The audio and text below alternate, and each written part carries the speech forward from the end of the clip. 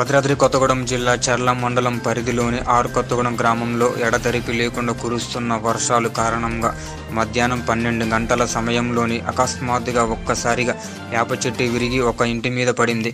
ఇంటి ఆవరణలో ఉన్నవారు ఒక్కసారిగా ఉలిక్కిపడి భయాందోళనలకు గురయ్యారు. విద్యుత్ సరఫరా ఉండడంతో ఎలాంటి ప్రమాదం జరగకపోవడంతో ఊపిరి పీల్చుకున్నారు. అనంతరం విద్యుత్ అధికారులకు తెలియపరిచారు. వెంటనే చెట్టును తొలగించారు.